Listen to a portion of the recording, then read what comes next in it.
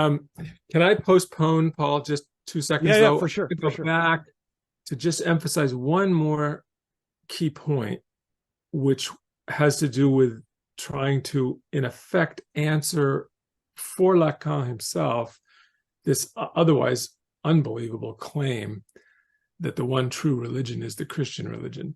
Yeah. And then also, why does the one true religion betray its own breakthrough more than its enemies?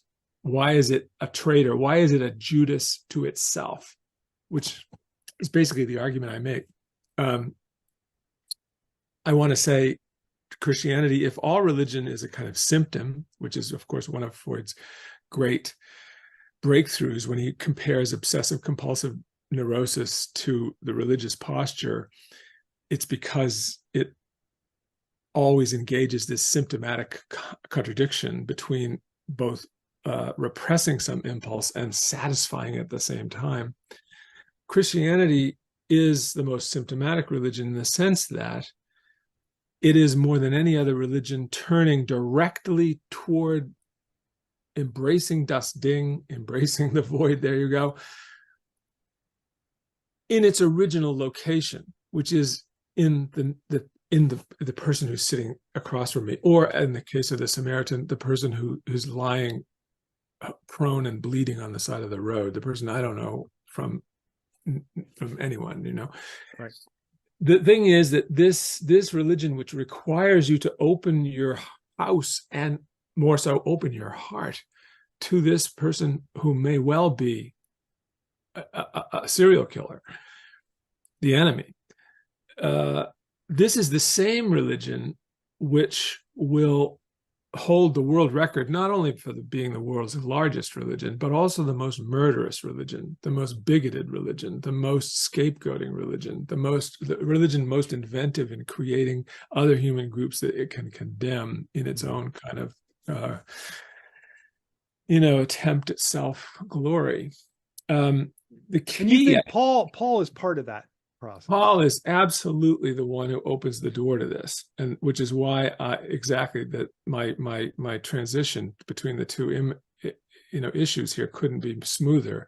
I take Paul to be taking the emphasis off the Christly admonition to open one's heart in love, even to thine enemy, and replacing it with Jesus' death as transmogrifying the whole spiritual game, as paying the kind of cosmic debt created by human sin, which will release us all into the happy heavenly hereafter.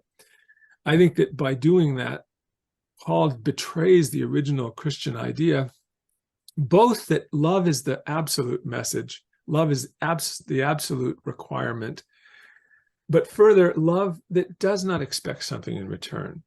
That's absolutely crucial. It can't be a market transaction where I'm going to get something for my religious, big-heartedness. Right. Paul turns it into almost a kind of cosmic sweepstakes where you're going to get the highest payoff so far as you properly pose yourself as pious enough. And we're in danger now.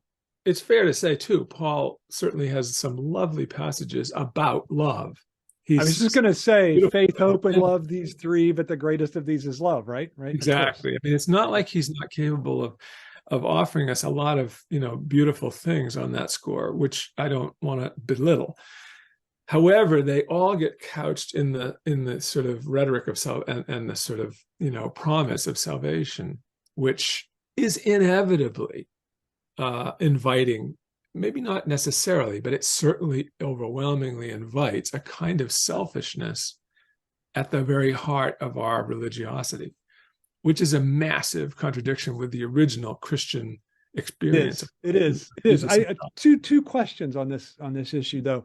So I grew up, as you know, in a really evangelical household, and our favorite Bible verse was, "For God so loved the world that he created his only begotten son, whosoever believed in him would not perish but have everlasting life," right? So that's John 3:16. So what that seems to be in line with the Pauline thinking. So John must be Without Paul, it's questionable whether we would have arrived at that.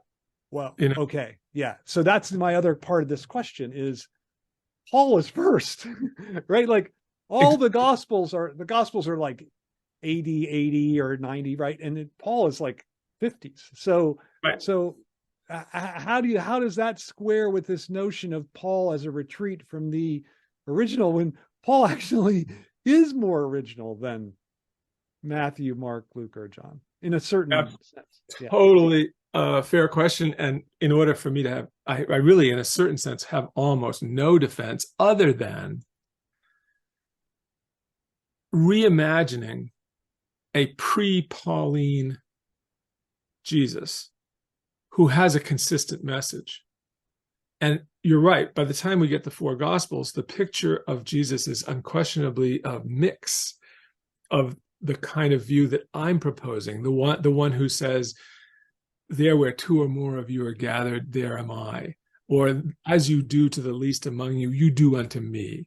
Yeah. Or as you said in Matthew, where he says, there really is only one commandment, and that's to love thine other, as thyself. And furthermore, love thine enemy. So I think that there's no question that the Gospels as we have them are a mixture of different voices, and Paul is a really big one. There's no question about it. He got there first, as you say.